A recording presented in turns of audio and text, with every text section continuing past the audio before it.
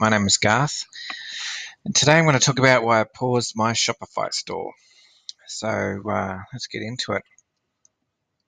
So I've been running my store for just over 12 months now, and we've done probably about roughly $16,000 in sales.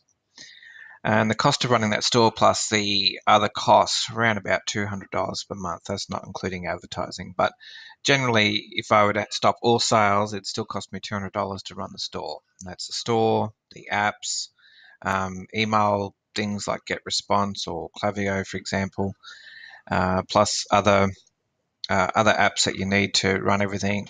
You might need like Dropbox and associated things like that. So that was roughly about $200 a month.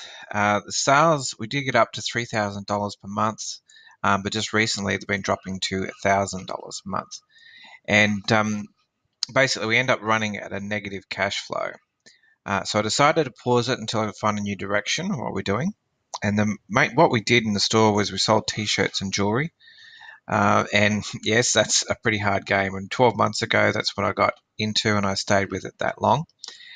And basically the last straw was I had 3 refunds due to supply problems, basically one after the other. And essentially when you refund that, when you refund like 3 refunds straight after one another, it really impacts on cash flow, especially when you've got such small margins. And the profit on the t-shirts, we're making about $5 a t-shirt, and on a sale of say $30, it represents about a 16% margin. And you really cannot run on such a low margin if you're not turning over a lot of money. So it's fine to have a small margin, but you need to be turning over thousands and thousands of dollars to get that to run everything else that you need with the fixed margins.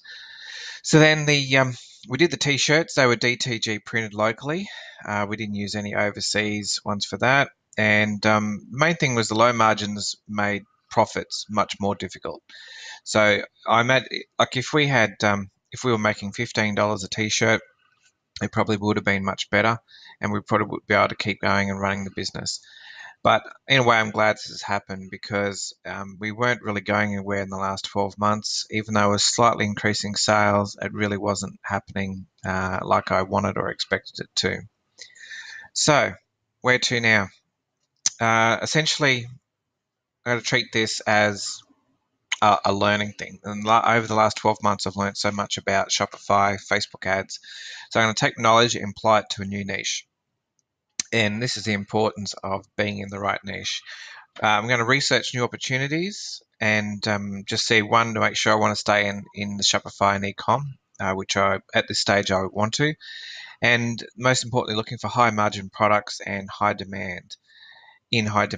And essentially, if you're not dealing with high margin products, everything becomes so much more difficult because you don't have the money for advertising, you don't have the money to run just the cost of running business. So that's something that's important, and also finding products that are already being sold and in demand, and you're just another competitor coming into that market. And obviously, things change over time, but you want to be in something where there is demand for it. You're getting in early enough that it's not totally saturated, because one thing about competition is the more competition that comes in, it ends up leading to lower margins. And unless the market, you might have lots and lots of players in the market, which is fine. But over time, you'll find mature markets, they end up having, they might have 2 or 3 big players and then just a handful of smaller players in each sort of area. And the reason is that those larger players end up beating out all the newer players, and because they've got an advantage of either something that they're doing or they got big enough or started enough to begin with. That's why you find that in a lot of areas there's only 2 or 3 companies that can totally control and dominate that whole market. And but a lot of the new stuff you can get in and make money and get in early enough that you've got the ball rolling, and it's so much harder for your competition to come in. So that's something I'm looking at the moment, and I'm going to do some more videos on researching new opportunities and just seeing what is out there and how to find, get different ideas for products that are in demand. So that's what I've got for you today, and hopefully we'll have some more videos on where to go from now. Okay, thanks very much. See you tomorrow. Bye.